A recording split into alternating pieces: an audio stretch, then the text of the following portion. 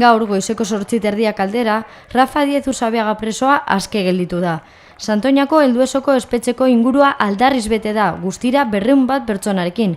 Rafa Diez, Lab sindikatuko ordezkari nagusi izandakoari askatasunean harrerarik beroena emateko. 2011 urtean, etako partaide izatea egotzita, bateragune bezala ezaguturiko auzi barruan, espetxeratutakoen artean aske gelditu den azkena izan da. Aurretik, Arnaldo Otegi atera zen, eta hau bere izan du espetxeko atean lehena agurtzeko. Helduesotik bai babesle eta bai protagonista bera ere muskizera joan dira. Bertan izan baita berari egindako lehen harrera ekitaldi masiboa. Bertan, Rafa berak hartu du hitza. Estatuko batzuek nahi zuten ezker abertzalea zatitzea. Nahi zuten ezker abertzalea indargabetzea. Pentsatzen zutelako, ezker abertzalea zatituta eta indargabetuta, prozesu politiko guztia erabat neutralizatuta zegoela. Hori zen beraien helburua.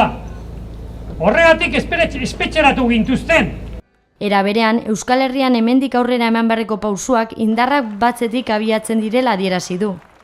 Arlo sindikal, arlo sozial eta arlo politikoan ezinbestekoa delak indarrak bertebratzea, indarrak integratzea, burujabetzaren alde, aldaketa sozialaren alde.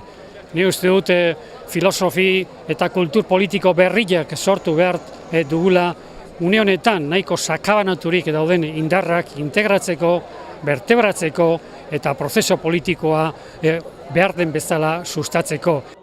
Arratsaldeko 7:30 beste ekitaldi bat burutuko da Lasarten, bere herrian.